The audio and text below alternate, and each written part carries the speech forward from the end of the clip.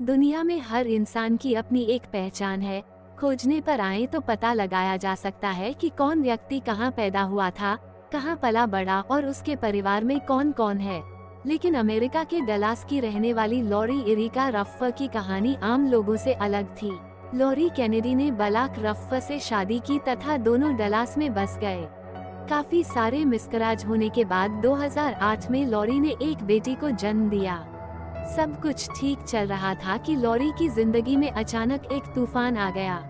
उसके पति को लगने लगा कि उनकी शादी कामयाब नहीं है तथा दोनों को तलाक ले लेना चाहिए। ये सदमा लॉरी बर्दाश्त न कर सकी और उसने 2010 में आत्महत्या कर ली। यहाँ तक की कहानी तो दुनिया में बहुत से लोगों के साथ घटित हो चुकी है, लेकिन हैरान कर देने वाली बातें तो लॉरी की मौत के बाद सामने आई। उसकी मृत्यु के बाद जब उसके सामान की तलाशी ली गई तो उसकी अलमारी से कई ऐसे कागजात निकले जिसने उसके पति और पुलिस को हैरानी में डाल दिया। दरअसल मृत्यु के समय लॉरी की उम्र 42 साल थी, लेकिन कागजात के हिसाब से 1988 से पहले लॉरी केनेडी नाम की कोई महिला थी ही नहीं। उसके पास से कुछ दस्तावेज बरामद हुए जिन पर उसका नाम बेकी सुई टर्नर दर्ज था। बात यही खत्म नहीं होती। लोग हैरान तो तब रह गए जब रिकॉर्ड से पता चला कि उन दस्तावेजों पर जिस बेकी की जानकारी दर्ज थी वो एक 2 साल की बच्ची थी जो 1971 में घर में लगी आग में जलकर मर चुकी थी।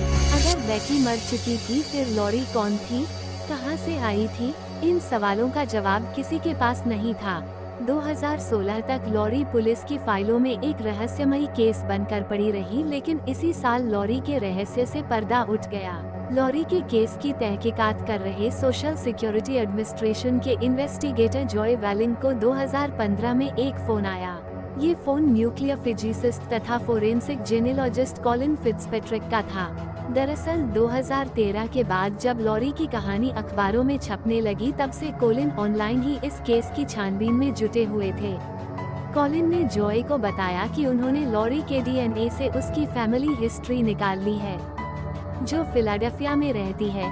कॉलिन की बात पर भरोसा कर जॉय जब उनके बताए हुए पते पर पूछताछ करने पहुंचे तो उन्होंने उस परिवार के लोगों को लॉरी का ड्राइविंग लाइसेंस दिखाया जिस पर उसकी फोटो थी।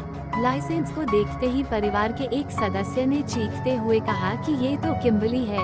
ये लॉरी की मां का परिवार था तथा लॉरी का असली नाम किम्बली मैकलेन था। जब वो 18 साल की थी तब अपने माता पिता के अलग होने के बाद वो घर से भाग गई थी। इसके बाद उसने अपनी पहचान छुपाने के लिए मरे हुए लोगों की पहचान अपनाई। ऐसी ही और कहानियों के लिए हमारे चैनल को सब्सक्राइब करें, वीडियो को लाइक करें।